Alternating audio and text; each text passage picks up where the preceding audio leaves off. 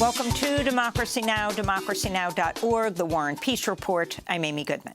Evacuation efforts are underway in southern Ukraine, where floodwaters are rising after a dam on the Dnipro River was breached overnight in the Russian-occupied Ukrainian town of Novokakhovka. The breach has created an additional humanitarian disaster in an area that's seen heavy fighting since Russia's invasion. Ukraine's government says floodwaters are threatening 80 towns and villages, as well as the city of Kherson, home to 300,000 people.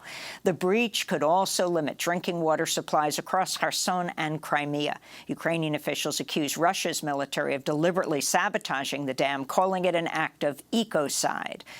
Russian officials blamed Ukrainian artillery fire for the breach. The disaster has raised fears of a nuclear accident at Europe's largest nuclear power station, the 6-reactor Zaporizhzhia plant, which is upstream of the dam breach. The head of the International Atomic Energy Agency, Rafael Grossi, said earlier today the plant relies on a reservoir formed by the dam for critical cooling systems at the nuclear plant. Absence of cooling water in the essential water systems for an extended period of time would cause fuel melt and inoperability of the emergency diesel generators. However, our current assessment is that there is no immediate risk to the safety of the plant.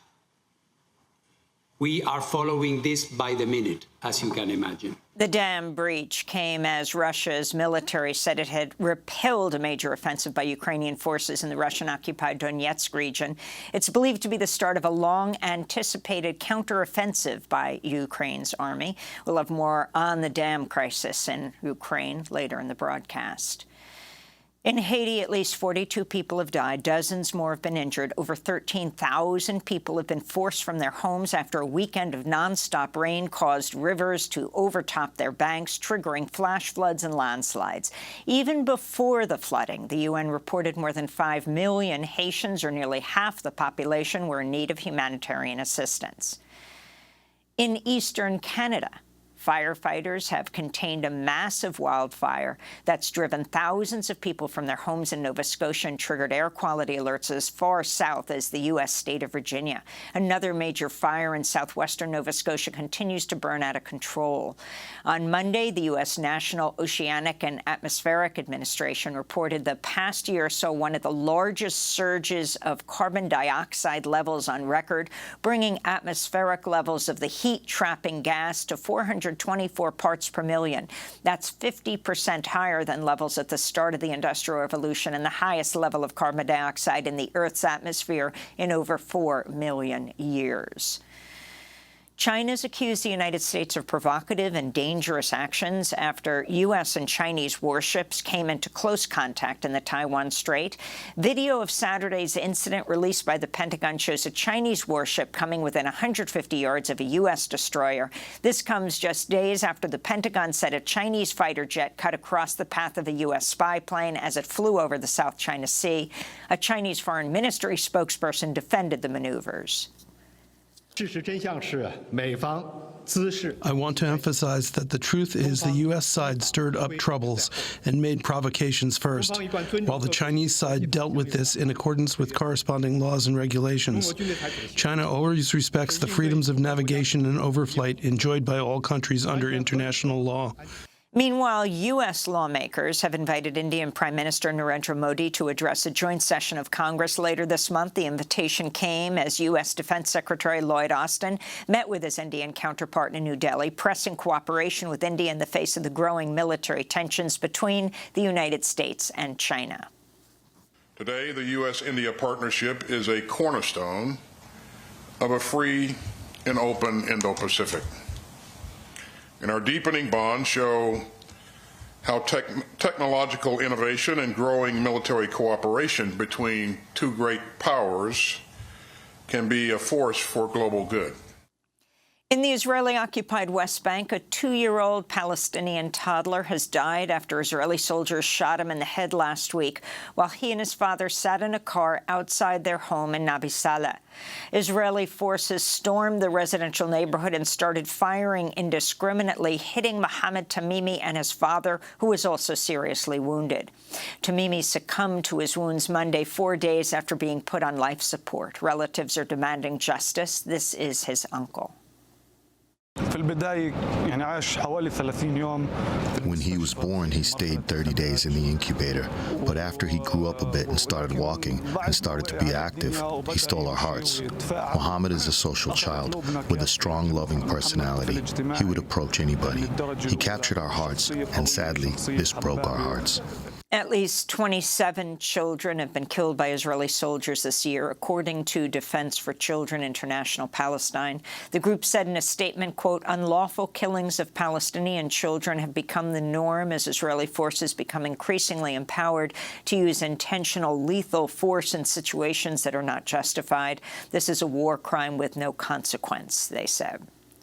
In related news, U.S. Secretary of State Antony Blinken has vowed the United States will play an integral role in helping formalize diplomatic relations between Israel and Saudi Arabia.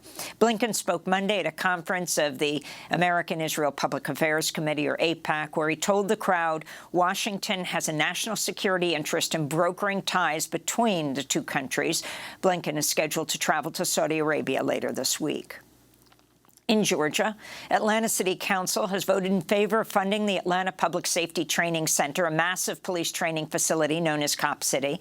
The City Council's 11-4 vote capped a marathon session that began early Monday afternoon and lasted until 5:30 this morning. Activists opposed to Cop City packed the Atlanta City Hall and took turns denouncing the $67 million project during 14 hours of public comment. After headlines, will go to Atlanta for the latest.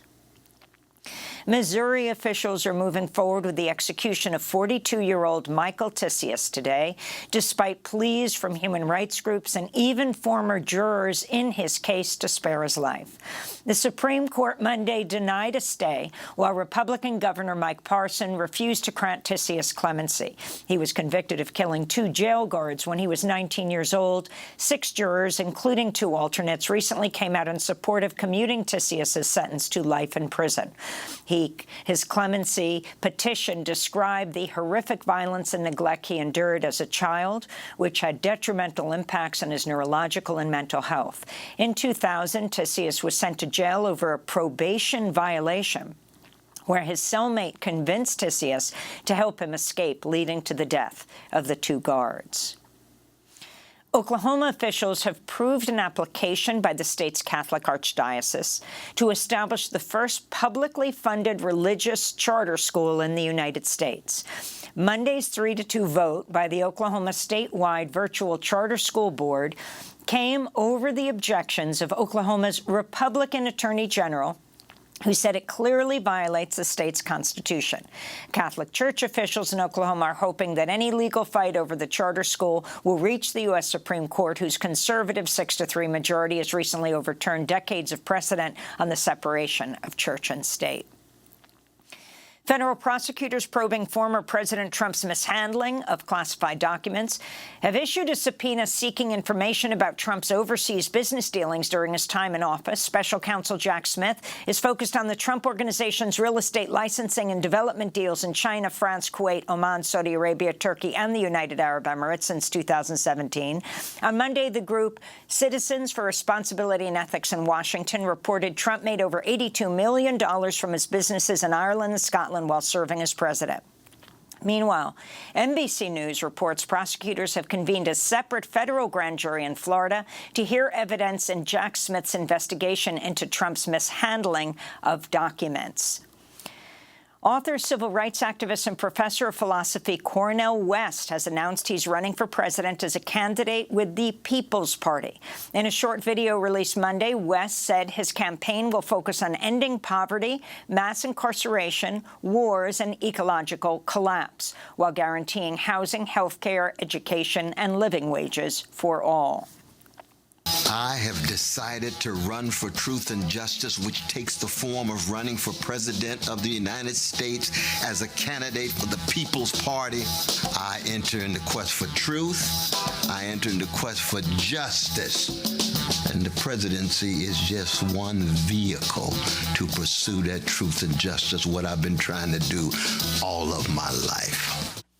And in Brazil, President Luiz Inácio Lula da Silva has unveiled a plan to end deforestation in the Amazon by 2030. Lula and Brazil's Environment Minister Marina Silva made the announcement Monday as part of their efforts to combat climate change. This is Lula speaking from the capital, Brasilia. Mainly because of the Amazon rainforest, Brazil is largely responsible for the world's climate balance. That is why stopping deforestation in the Amazon is also a way to reduce global warming. I know the size of the challenge of ending deforestation by 2030, but this is a challenge we are determined to achieve. Lula's remarks came as loved ones marked 1 year since the murder of the Brazilian indigenous researcher Bruno Pereira and British journalist Dom Phillips, who were shot dead in a remote area of the Brazilian Amazon last June while investigating threats to the rainforest and isolated indigenous tribes. Several suspects in the case remain jailed awaiting trial, including the alleged mastermind who's believed to be the leader of an illegal fishing criminal organization in the region. Dom Phillips' wife, Alessandra Sampaio, said they've continued to receive threats. We have received death threats via letters and telephone. When is it going to stop? When is it going to stop? The death of Dom and Bruno was not enough? We are at a point where we can no longer ignore the issue of violence in the Amazon. It is very important that we become more vigilant. And those are some of the headlines. This is Democracy Now!, democracynow.org, the War and Peace Report. I'm Amy Goodman in New York, joined in Chicago by Democracy Now! Co-host Juan Gonzalez. Hi, Juan. Hi, Amy, and welcome to all of our listeners and viewers across the country and around the world.